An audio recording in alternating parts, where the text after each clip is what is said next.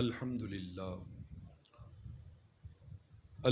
للہ رب العالمین ارحم الراحمین الذی ارسل حبیبہ رحمتا للعالمین والصلاة والسلام علی خاتم الانبیاء والمرسلین وعلى آلہ وأصحابہ وآبائہ وأزواجہ وعطرتہ وجمیع امتہ وأہل سنتہ اجمعین اما بعد فاعوذ باللہ من الشیطان الرجیم بسم اللہ الرحمن الرحیم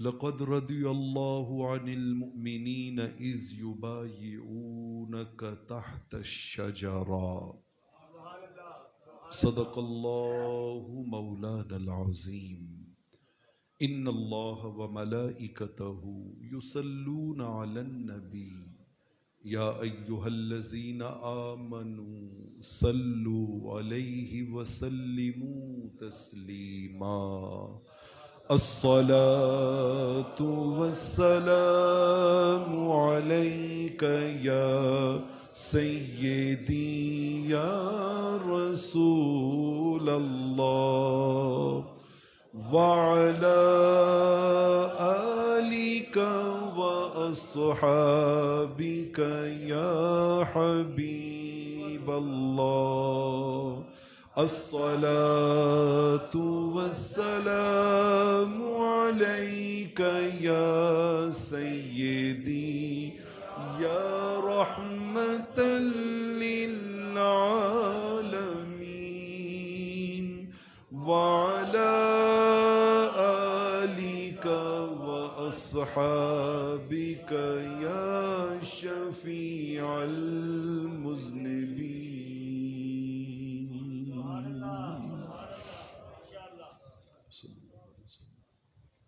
اللہ رب العالمین کا بے حد و حساب شکر ہے جس نے ہمیں رحمت کونین صلی اللہ علیہ وآلہ وسلم کے چہرہ نور کی تعریف و توصیف کرنے کی سعادت نصیب فرمائی.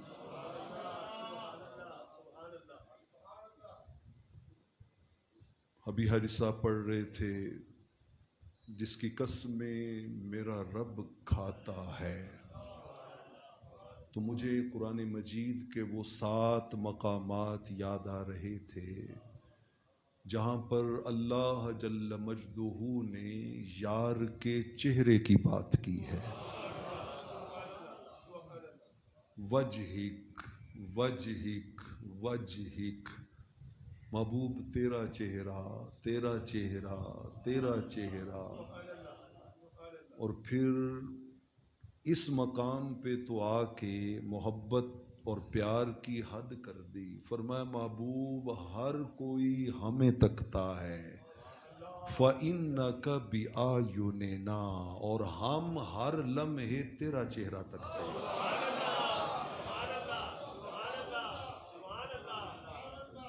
میں نے یہ 2 باتیں آپ کے سامنے آپ کے ذوق کے لیے کی ہیں. اس پاک پروردگار کے لطف و کرم سے آج ہم جس موضوع کو بیان کرنے اور اس سے فیض پانے کی سعادت حاصل کر رہے ہیں وہ ہے بیعت رضوان. کیا بیعت؟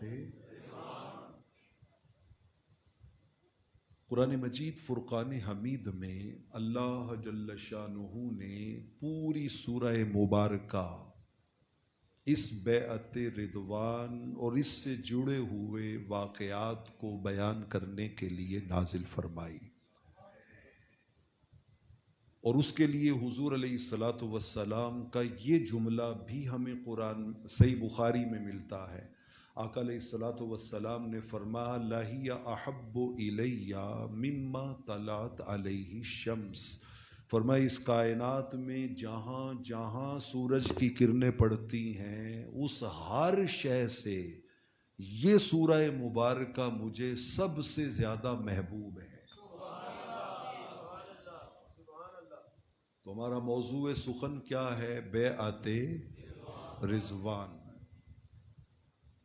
اچھا، اللہ جل مجدہ کی نعمتوں میں سے آپ ذرا لمحہ بھر کو تصور کیجئے نا کہ اس کی نعمتیں کیا کیا ہیں، کہ جس کے بارے میں وہ 2 بار قرآن میں کہے وَإِن تَعُدُّوا نِعْمَتَ اللَّهِ لَا تُحْصُوهَا. فرمایا تم سارے مل کر بھی میری نعمتیں شمار کرنا چاہو تو سارے مل کر بھی انہیں شمار نہیں کر سکتے. انکاؤنٹیبل، وہ گنی نہیں جا سکتی. ہر سانس میں، ہر آن میں، ہر دھیان میں اللہ کی نعمتیں ہی نعمتیں. لیکن قرآن نے کہا ان نعمتوں میں سے سب سے بڑی نعمت، اچھا جو سب سے بڑی نعمت ہے، بدقسمتی سے ہم اپنی دعاؤں میں وہ مانگتے بھی سب سے کم ہے. ہماری دعاؤں میں اس کا سوال الا ماشاء اللہ شامل نہیں ہوتا. ہم دنیا مانگتے ہیں، مال مانگتے ہیں، مکان مانگتے ہیں، شفا مانگتے ہیں، اولاد مانگتے ہیں. ہماری ساری دعا اور التجا دنیا سے شروع ہوتی ہے اور دنیا پہ ختم ہو جاتی ہے. وہ جو سب سے بڑی نعمت ہے، چاہیے تو یہ نہ کہ اسے مانگا بھی سب سے زیادہ جائے، بلکہ میں تو کہوں گا مانگا ہی اسی کو جائے اور کچھ مانگا ہی نہ جائے. وہ کون سی نعمت ہے؟ قرآن مجید سورہ توبہ میں بیان کرتا ہے وَرِضْوَانٌ مِّنَ اللَّهِ اکبر. جیسے اللہ اکبر ہے، وَلَذِكْرُ اللَّهِ اکبر، اللہ کا ذکر سب سے بڑا ہے، وہ اکبر ہے. فرمایا ایسے ہی اللہ کی نعمتوں میں سے اللہ کی رضا، اس کا راضی ہو جانا، یہ سب سے بڑی نعمت، یہ سب سے بڑی نعمت. صحیح بخاری میں آتا ہے جب اہل جنت جنت میں چلے جائیں گے نا تو اللہ رب العالمین ارشاد فرمائیں گے اب میں تمہیں ایک بڑی منفرد نعمت عطا کرتا ہوں جو میری نعمتوں میں سب سے کیا ہے؟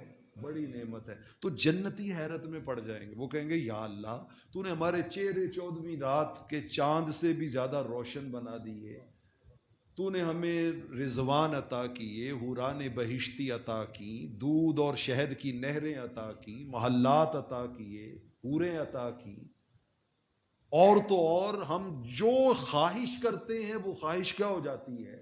پوری ہو جاتی ہے. قرآن کہتا ہے وَلَكُمْ فِيهَا مَا تَشْتَهِي أَنفُسُكُمْ. فرمایا تم جو خواہش کرو گے جنت میں وہ تمہاری خواہش کیا ہو جائے گی؟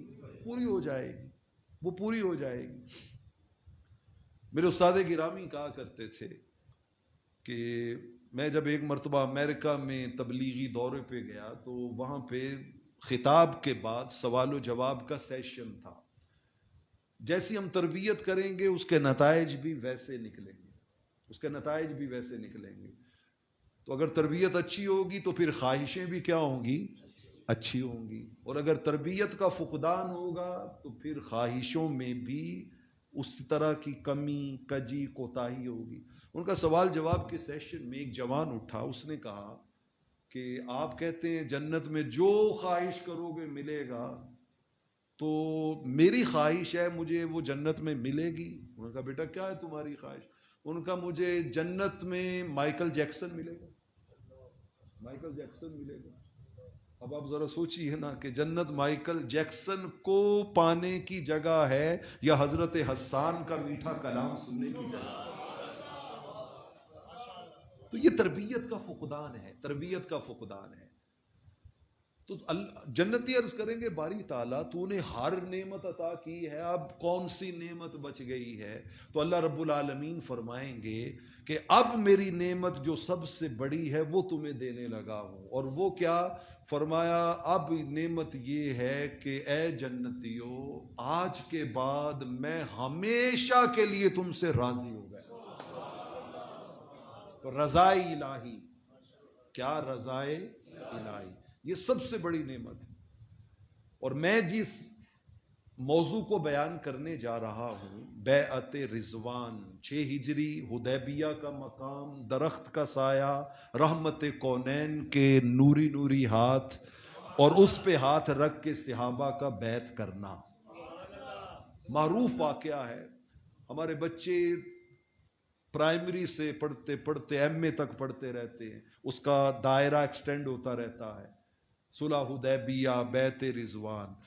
اب جب یہ منظر ہے حدیبیہ کے مقام پر، مکہ معظمہ سے کم و بیش 20 کلومیٹر کے فاصلے پہ، آج بھی وہ جگہ موجود ہے۔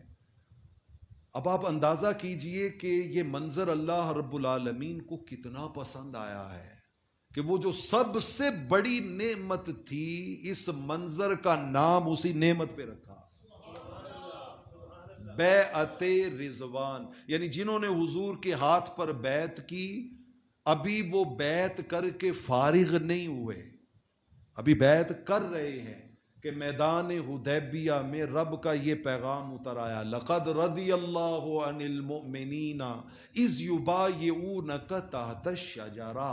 اے محبوب، یہ جو 1500 غلام آپ کے ہاتھ پہ درخت کے نیچے بیعت کر رہے ہیں، انہیں خوشخبری سنائیے، بیعت بعد میں مکمل ہوگی، میں ان سے پہلے راضی ہوں۔ اتنی سپیڈیلی، اتنی تیزی سے کسی عمل کی قبولیت میں نے کہیں اور نہیں دیکھی۔ اس سے ہمیں کیا پتا چلا؟ ہمیں یہ بات سمجھ میں آئی کہ جس عمل کا تعلق حضور کی ذات اقدس کے جتنا قریب ہوتا ہے، اس کی قبولیت بھی اتنی جلدی ہوتی ہے، کیونکہ حضور کے ہاتھ پہ ہاتھ رکھ کے بیعت کر رہے تھے نا، آقا کے ہاتھ پہ ہاتھ رکھ کے بیعت کر رہے تھے۔ اچھا، قرآن مجید میں اللہ نے اپنی رضا کا اعلان کیا، اور 2 اعلان حضور علیہ الصلوۃ والسلام نے بھی فرمائے۔ صحیح بخاری میں حضرت جابر سے حدیث مروی ہے، وہ کہتے جب ہم بیعت کر رہے تھے نا اور بیعت کر کے فارغ ہوئے، تو آقا علیہ الصلوۃ والسلام نے ہم 1500 غلاموں کو فرمایا انتم خیر اہل الارض، اس لمحے روئے زمین پر جتنے انسان موجود ہیں، تم 1500 ان ساروں سے بہتر ہو، خیر اہل الارض۔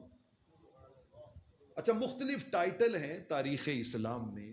ہجرت کرنے والا مہاجر کہلایا، انہیں ویلکم کہنے والا انصاری کہلایا، بدر میں جانے والا بدری کہلایا، یہ بدری صحابی ہے۔ ایسے ہی جن 1500 خوش نصیبوں نے حضور علیہ السلام کے دست اقدس کے اوپر بیعت کی تھی نا، درخت کے، وہ کیکر کا، ببول کا درخت، اس کے نیچے بیعت کی تھی، تاریخ اسلام میں ان کے لیے ٹائٹل استعمال ہوتا ہے شجری صحابہ۔ کون سے صحابہ؟ شجر درخت کو کہتے ہیں۔ تو چونکہ انہوں نے درخت کے نیچے بیعت کی تھی، سو اس لیے ان کا ٹائٹل کیا ہے؟ شجری صحابہ، شجری صحابہ۔ تو آقا علیہ الصلوۃ والسلام نے ان شجری صحابہ کے بارے میں فرمایا ایک تو تم روئے زمین پر سب سے بہترین میری امت کے یہ 1500 غلام، اور اس کے بعد فرمایا کہ اے 1500 شجری صحابہ مبارک ہو، تم پر رب نے دوزخ حرام کر دی ہے، جنت واجب کر دی۔ اس بیعت رضوان میں آنے والے 1500 صحابہ جب حدیبیہ کے مقام پہ پہنچے اور پتہ چلا کہ مکہ والوں نے فیصلہ کیا ہے کہ وہ مسلمانوں کو شہر مکہ میں داخل نہیں ہونے دیں گے۔ اب میں اس کی ڈیٹیلز تفاصیل میں نہیں جا رہا، میں متصل ان چیزوں کو لے رہا ہوں جن کا تعلق براہ راست بیعت رضوان کے ساتھ ہے۔ کس کے ساتھ؟ بیعت رضوان کے ساتھ، کہ جو صحابہ نے حضور کے دست اقدس پہ اپنے ہاتھ رکھ کر بیعت کی تھی۔ اور وہ منظر کیا تھا، آخر میں جا کے آپ کو وہ منظر بھی سناؤں گا قرآن کی زبان میں، کہ وہ بیعت کرنے کا منظر کیسا تھا، اور وہ رب کو کتنا حسین لگا، کتنا پیارا لگا، وہ ساری ڈیٹیل میں بعد میں عرض کرتا ہوں۔ یہ جو 1500 غلام جب حدیبیہ کے مقام پہ پہنچے اور پتہ چلا کہ مکہ والوں نے ڈیسائیڈ کیا ہے کہ وہ مسلمانوں کو مکہ میں داخل نہیں ہونے دیں گے، تو وہاں پہ رک گئے۔ 2-4 دن نہیں رکے، بلکہ جو کثرت سے روایت آئی ہے اس کے مطابق مسلمانوں نے 20 دن سے زیادہ حدیبیہ کے مقام پہ قیام کیا ہے. مور دین 20 days وہیں پہ رکے رہے. صحابہ کرام کہتے ہیں ہمارے پاس جو روٹین کا پانی تھا، پچھلی منزل سے ہم نے ہر جہاں منزل کا لشکر کا پڑاؤ ہوتا وہاں سے پانی لے لیتے، اور پھر اگلی منزل پہ جب پہنچتے تو بیچ والا فاصلہ وہ کافی ہوتا پانی، وہاں پہ نیا بھر لیتے مشکیزوں میں. تو کہتے ذہن میں یہی تھا کہ ہم جا رہے ہیں تو اب ہم مکہ کے قریب ہیں تو مکہ شہر میں پہنچ جائیں گے اسی پانی کے ساتھ. لیکن حدیبیہ پہ رکنا پڑ گیا. کہتے 2-4 دنوں میں پانی ختم ہو گیا جو پیچھے سے لے کے آئے تھے. تو ہم حضور کی بارگاہ میں حاضر ہو گئے. حضرت جابر صحیح بخاری صحیح مسلم متفق علیہ حدیث حاضر ہو گئے اور آ کر عرض کرتے ہیں یا رسول اللہ صلی اللہ علیہ وسلم، ایک پیالہ تھا، وہ پیالہ پانی سے بھرا ہوا تھا. کہا حضور پورے لشکر میں صرف یہ پانی بچا ہے. ما لنا ما نتوضأ به ولا نشرب. آقا جی ہمارے پاس نہ پینے کو پانی ہے، نہ وضو کرنے کو پانی ہے، نہ جانوروں کو پلانے کا پانی ہے، نہ سالن پکانے کا پانی ہے. پانی ختم ہو گیا ہے اور اس پورے علاقے میں پانی میسر بھی نہیں ہے. تو آقا علیہ الصلوۃ والسلام نے فرمایا یہ پیالہ لاؤ ادھر. فوضع یدہ فی الرکوہ، رحمت کونین نے اپنا دست اقدس پیالے کے اندر رکھ دیا. پیالے کے اندر رکھ دی. دوستان عزیز، مولانا حسن رضا خان رحمت اللہ تعالی علیہ نے کہا تھا، انہوں نے کہا تھا کہ لا مقام نظر آتا ہے اجالا تیرا، لا مقام نظر آتا ہے اجالا تیرا، دور پہنچایا تیرے حسن نے شہرا تیرا، دور پہنچایا تیرے حسن نے شہرا تیرا. اور اس شعر کی لذت میں تو خدا کی قسم ہفتوں بندہ مزے لیتا رہتا ہے. خار صحرائے نبی پاؤں سے کیا کام تجھے، اے میرے کریم آقا کے دیس کے صحرا کے کانٹے تو پاؤں میں کیوں چبھتا ہے. خاک صحرائے نبی پاؤں سے کیا کام تجھے، آ میری جان میرے دل میں ہے رستہ تیرا، آ میری جان میرے دل میں ہے رستہ تیرا. اور کیوں نہ ناز کروں اپنے مقدر پر کہ میں ہوں سگ تیرا، بندہ تیرا، مانگنے والا تیرا. اور نیک اچھے ہیں تو اعمال اچھے ہیں، نیک اچھے ہیں تو اعمال اچھے ہیں، ہم بدوں کے لیے کافی ہے سہارا تیرا. آپ نے اپنا دست اقدس یوں پیالے میں رکھا. پیالے میں رکھنے کی دیر تھی تو اعلیٰ حضرت نے ترجمہ کیا. میں عربی لفظ بھی بعد میں پڑھتا ہوں. انہوں نے ترجمہ کیا، انگلیاں ہیں فیض پر ٹوٹے ہیں پیاسے جھوم کر. 5 انگلیاں اور 1500 صحابہ. انگلیاں ہیں فیض پر ٹوٹے ہیں پیاسے جھوم کر، اور ندیاں پنجاب رحمت کی ہیں جاری. واہ واہ. وہ کہتے ہیں وہ 5 انگلیاں نہیں تھیں، وہ رحمت کے دریا کی 5 ندیاں جاری ہو گئی تھی. 5 ندیاں جاری ہو گئی تھی. اور صحیح بخاری کے لفظ کیا ہیں؟ حضرت جابر کہتے ہیں فَجَعَلَ الْمَاءُ يَفُورُ بَيْنَ أَصَابِعِهِ كَأَمْثَالِ الْعُيُونِ. خدا کی قسم ہم نے اپنی آنکھوں سے دیکھا آقا کی 5 مبارک انگلیوں سے پانی کے 5 چشمے جاری ہو گئے، اور ہم نے خود پیا، جانوروں کو پلایا، اپنے مشکیزوں میں سٹور کیا. لیکن جب سارا کچھ کرنے کے بعد دیکھا تو پیالے کا پانی ویسے کا ویسا. یہ ہے رب کی عطائیں. انا آتیناک الکوثر. ساری کثرت پاتے یہ ہیں، اور رب ہے موتی یہ ہے قاسم. رزق اس کا ہے کھلاتے یہ ہیں، ٹھنڈا ٹھنڈا میٹھا میٹھا، ارے پیتے ہم ہیں پلاتے یہ ہیں. وہ پنجاب رحمت کی ندیاں. حضرت جابر جب بعد میں آنے والے تابعیوں کو یہ واقعہ سناتے نا تو تابعی حیران ہو کے پوچھتے. وہ کہتے حضور یہ تو بتائیں اس دن شجری صحابہ مقام حدیبیہ پہ تھے کتنے؟ وہ کہتے کتنوں کا سوال بعد میں کرنا، پہلے عقیدہ سنو عقیدہ. وہ کہتے خدا کی قسم لو کننا مئۃ الف لکفانا. وہ 5 ندیاں رحمت کی جیسے پھوٹ رہی تھی نا، اگر ہم 1 لاکھ بھی ہوتے تو پانی ختم نہیں ہوتا. تھے 1500. تھے کتنے؟ 1500.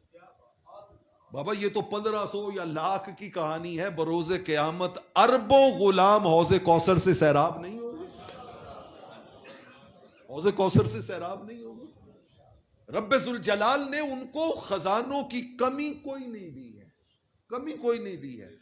آقا علیہ الصلوۃ والسلام فرمایا کرتے تھے زمین و آسمان کے خزانوں کی چابیاں میرے دست کرامت میں ہیں, میرے ہاتھ میں. اچھا یہ تو معروف واقعہ ہے. اس سے آگے ایک اور واقعہ بھی ہے جس کو امام یوسف الصالحی الشامی نے حضور کی سیرت طیبہ پر لکھے جانے والی کتابوں میں سب سے مستند کتاب سبل الہدا والرشاد میں بیان کیا ہے. آقا کے غلام تھے اس سفر میں, نام تھا ان کا ناجیہ بن آجم. ناجیہ ان کا نام تھا, ناجیہ. اچھا ان کی ڈیوٹی کیا تھی کہ یہ جو اس سفر میں آقا علیہ الصلوۃ والسلام اونٹ ساتھ میں لے کے آئے تھے اور جانور بھیڑ بکریاں ساتھ میں لائے تھے, یہ ان کے انچارج تھے, ان کو واچ کرتے تھے. وہ جو پیالے والا پانی تھا وہ صحابہ کرام نے 4-5 دن استعمال کیا, وہ بھی ختم ہو گیا. تو پھر آگے حضور کے پاس, یا رسول اللہ صلی اللہ علیہ وسلم پانی ختم ہو گیا ہے. تو آقا علیہ الصلوۃ والسلام نے فرمایا وہ میرا تیروں کا ترکش کدھر ہے, وہ جس میں تیر رکھے جاتے ہیں, وہ آ گیا. آپ نے فرمایا ایک پیالہ پانی لے کے آؤ, پانی آ گیا. آقا علیہ الصلوۃ والسلام نے اس پانی میں سے تھوڑا سا پانی پیا اور پھر اس میں کلی مبارک فرما دی, اس میں کلی مبارک فرما دی.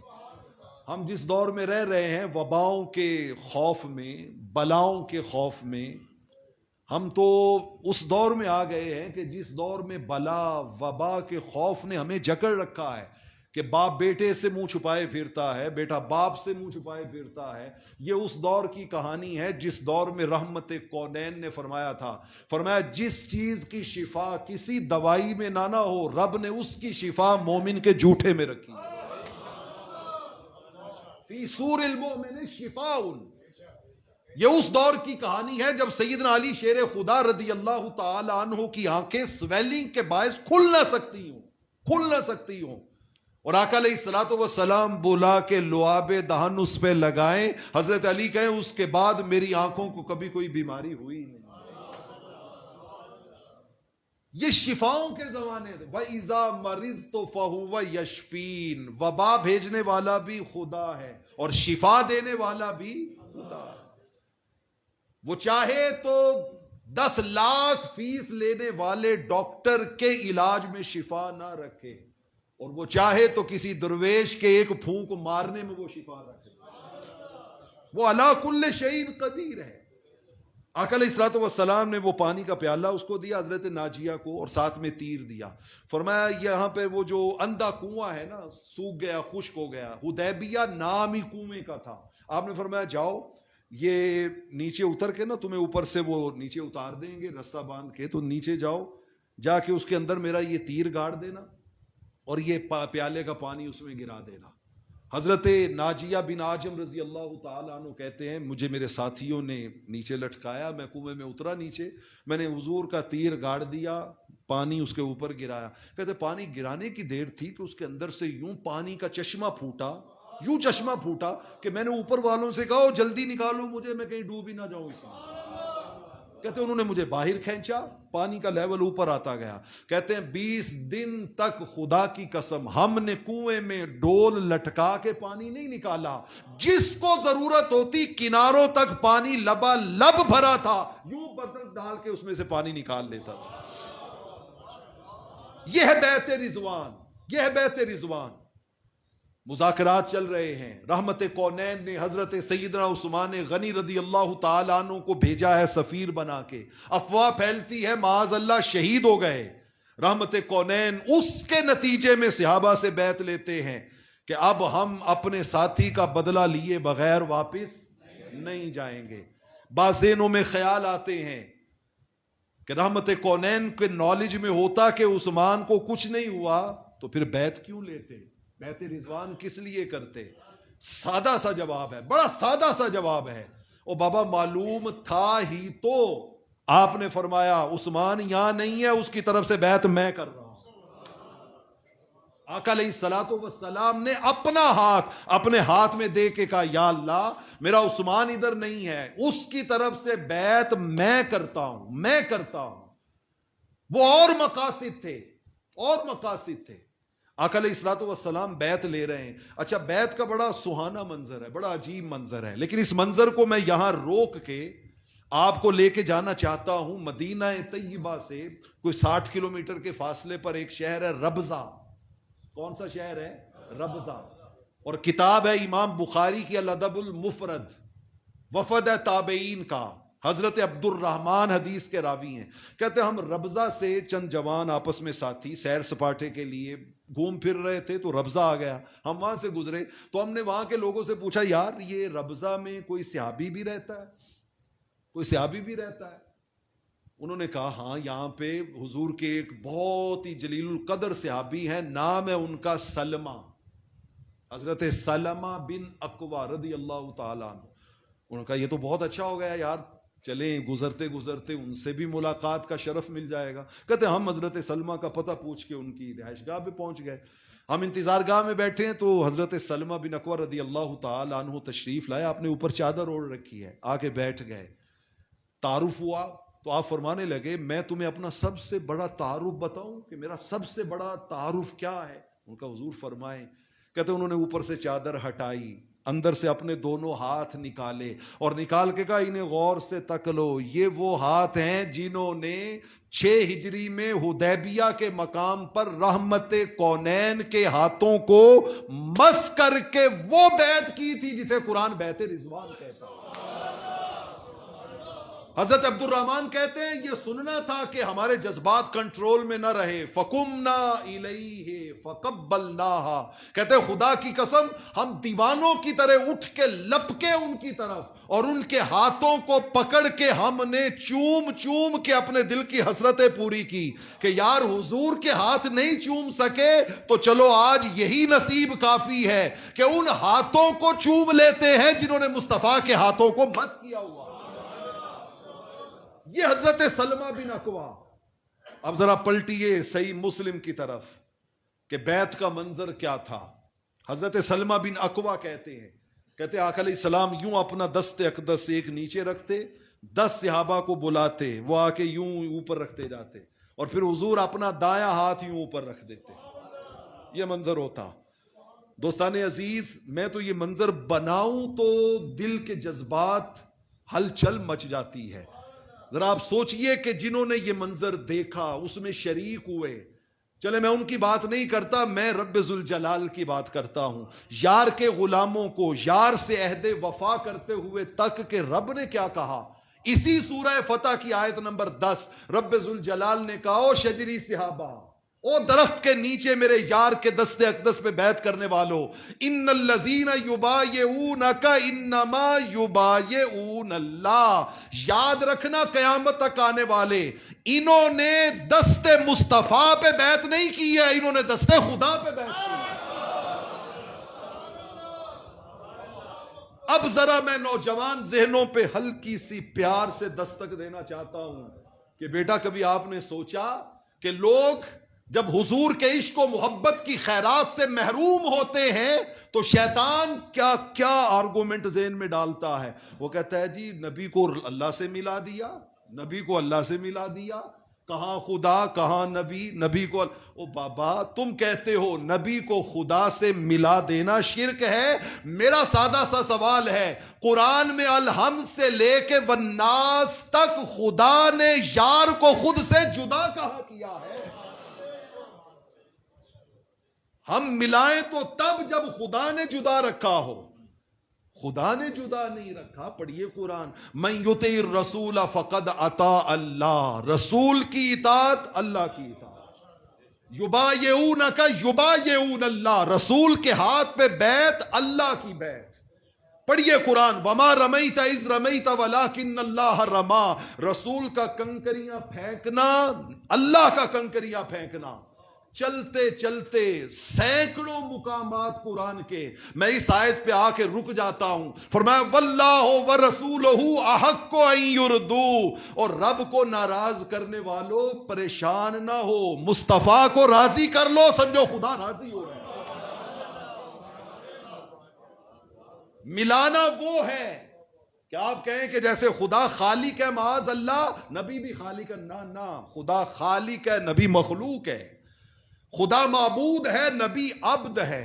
خدا اللہ الصمد ہے، کسی کا محتاج نہیں، اور نبی ہر شان اور ہر مقام میں اللہ کا کیا ہے؟ محتاج ہے. لیکن یہ ساری رفتیں، شانیں وَرَفَعْنَا لَكَ ذِكْرَكَ کی خیرات ہے. وَرَفَعْنَا لَكَ ذِكْرَكَ کی خیرات. 10 بندے آتے یوں بیعت کرتے. حضرت سلمہ بن اکوع رضی اللہ تعالیٰ عنہ کہتے ہیں میں ان پہلے 10 خوش نصیبوں میں شامل تھا جنہوں نے حضور کے ہاتھ پہ بیعت کی تھی. تابعین حضرت سلمہ کے ہاتھوں کو کیوں چومتے تھے؟ پیار، محبت، مٹھاس، چاشنی، اسی کا نام تو ایمان ہے. اسی کا نام تو ایمان ہے.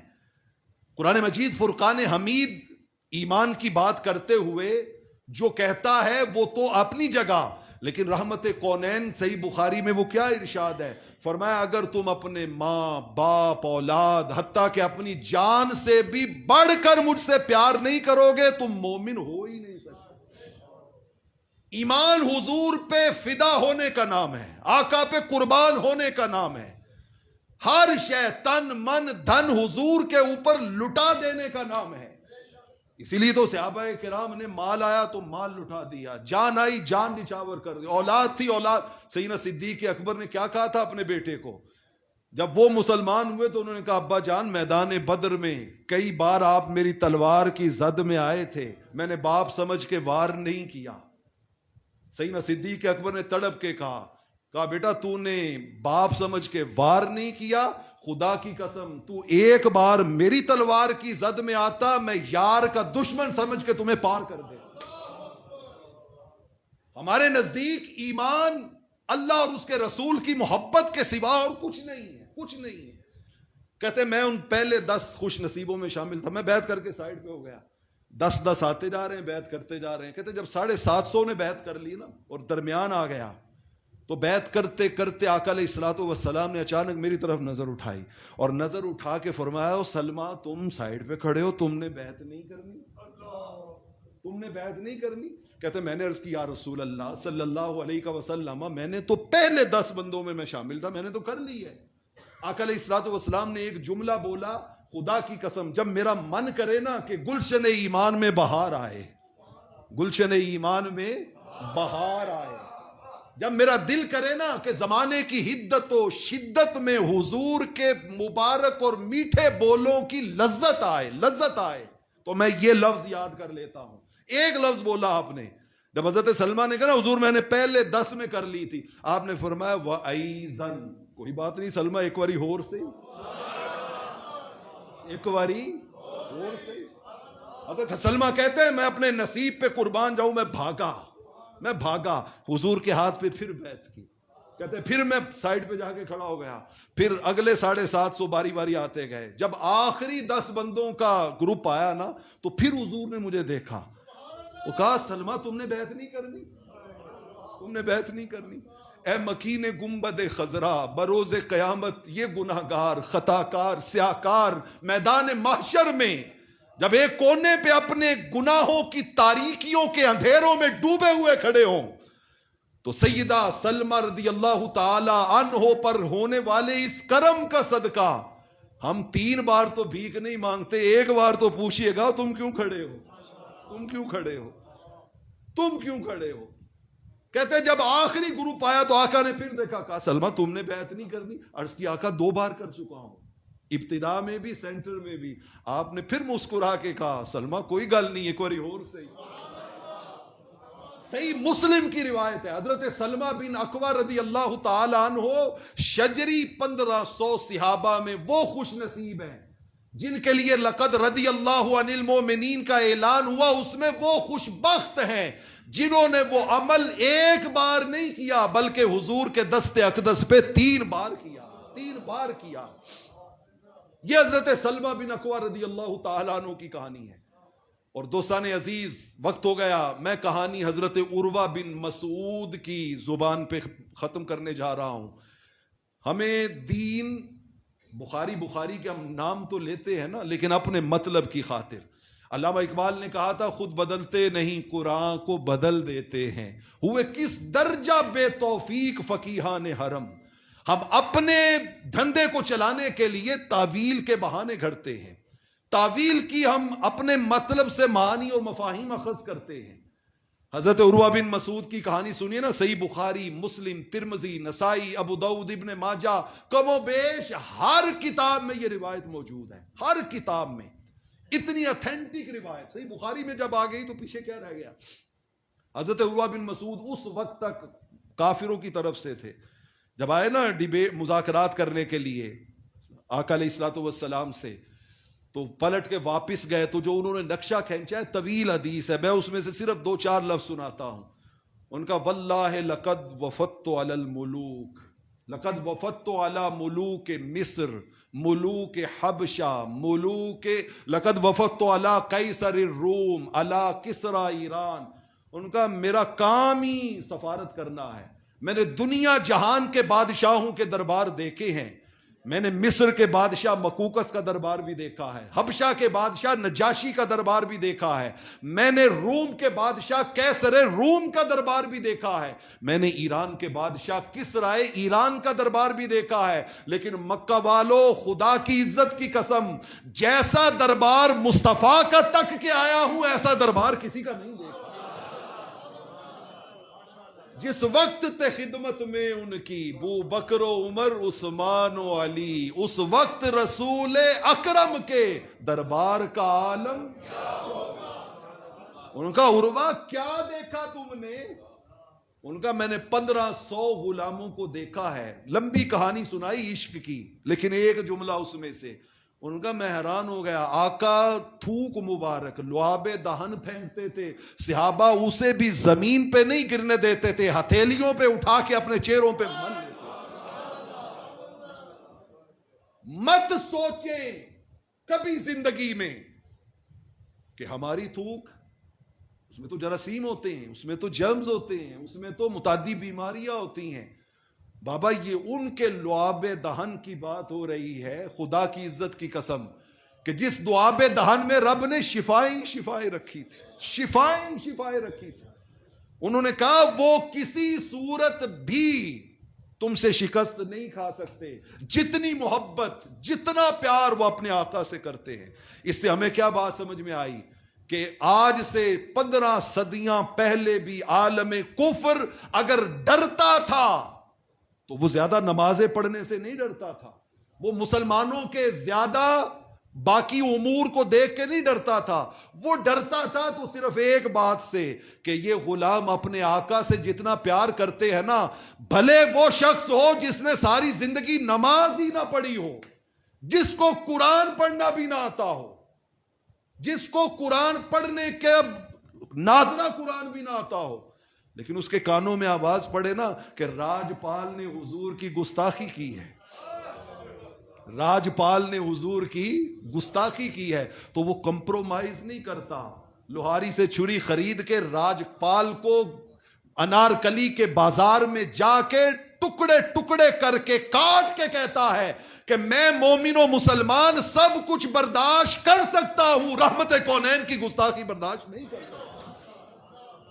ان کا اپنے علامہ نے بھی یہی بات کی تھی، ان کا پورے عالم طاغوت نے بیٹھ کر نتیجہ یہ نکالا ہے کہ امت مسلمہ کا مقابلہ کرنے کی ایک ہی شکل ہے کہ یہ فاقہ کش جو موت سے ڈرتا نہیں ذرا، روح محمد اس کے بدن سے نکال دو۔ اس نے یہی حل سوچا کہ اس کے اندر سے حضور کی محبت کو نکال لیا جائے، جب اس کا سینہ محبت رسول سے خالی ہو جائے گا تو پھر بجھی عشق کی آگ اندھیر ہے، بجھی عشق کی آگ اندھیر ہے، یہ مسلمان نہیں راکھ کا ڈھیر ہے، یہ پھر راکھ کا ڈھیر بن جائے۔ تو اس دور میں بھی عالم کفر 6 ہجری حدیبیہ کے مقام پر کس شے سے لرز اٹھا تھا، ڈر اٹھا تھا کہ جو اپنے آقا و مولا کا لعاب دہن زمین پہ نہیں گرنے دیتے، ایسے غلاموں کو اور ایسے ورکرز کو دنیا کی کوئی طاقت شکست نہیں دے سکتی۔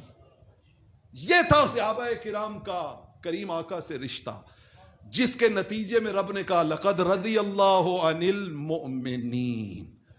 دیکھیں نا، قرآن نازل ہوا ہے 23 سال کے عرصے میں۔ کتنے عرصے میں؟ 23 سال کے عرصے میں۔ لیکن آپ غور کیجئے یہ کہانی کتنی دلچسپ ہے کہ ابھی سمجھیں پہلا سال، دوسرا سال، تیسرا سال، قرآن کی 2-4 صورتیں اتری ہیں، 5 سال ہو گئے، چلو 15-20 صورتیں اتر گئی، لیکن امت مسلمہ میں جو سب سے بڑا ٹائٹل ہے صحابی ہونا، قیامت تک آنے والے ولی، غوث، کتب، ابدال، کاملین، صالحین مل کر بھی حضور کے سب سے ادنا صحابی کے قدموں سے اٹھنے والی گرد کا مقابلہ بھی، یہ رتبہ صحابی کا ان کو ملا کیسے ہے کہ ان کی زندگی میں ایک لمحہ خوش بختی کا وہ آیا تھا جب انہوں نے چہرہ مصطفیٰ کو تکا تھا۔ کیا قرآن نے انہیں صحابی بنایا؟ نہیں، قرآن تو ابھی اتر رہا ہے۔ کیا قرآن نے انہیں صحابی؟ ایک غلام آتے ہیں احد کے مقام پہ، صحابہ حضرت ابو ہریرہ رضی اللہ تعالیٰ عنہ جہاں سپیچ کے لیے جاتے نا، وہاں پہ آپ لوگوں سے کوسچن کرتے، آپ نے فرمایا اس بندے کا نام بتاؤ جس نے ایک نماز بھی نہیں پڑھی جنت میں چلا گیا، ایک نماز، سنگل نماز نہیں پڑھی اور جنت میں چلا گیا۔ لوگ کہتے حضور ہمیں تو نہیں پتا، آپ بتائیں، تو آپ فرماتے اس کا نام ہے اسیرم۔ کیا نام ہے اس کا؟ اسیرم۔ کہتے ہیں وہ احد کی لڑائی ہو رہی تھی، گھر میں بیٹھے بیٹھے خیال آ گیا کہ یار رحمت کونین پہ ایمان لے آؤں، تلوار اٹھائی آ گیا میدان احد میں اور آ کے لڑتے ہوئے جام شہادت نوش کر لیا۔ جب آقا علیہ الصلوۃ والسلام کو پتہ چلا نا کہ وہ سیرم آ کے ہماری طرف سے لڑتا ہوا شہید ہو گیا ہے، اور وقت نزع صحابہ کو اس نے کہا ہے کہ میں حضور کے نام پہ جان دے رہا ہوں، تو آپ نے فرمایا لوگو جس نے اس دنیا میں جنتی تکنا ہے آ کے اس سیرم کو، دین کی بنیاد، ایمان کی بنیاد، قرآن کی بنیاد، اسلام کی بنیاد، شریعت کی بنیاد، جنت میں جانے کی بنیاد، رب کو منانے کی بنیاد ایک ہی ہے کہ اللہ کے رسول سے ہر شے سے بڑھ کر کیا کرنا؟ پیار کرنا۔ کہ محمد سے وفا تو نے تو ہم تیرے ہیں، یہ جہاں چیز ہے کیا لوح و قلم تیرے ہیں۔ اللہ رحمت کونین کی غلامی کے یہ شرف نصیب فرمائے، آمین۔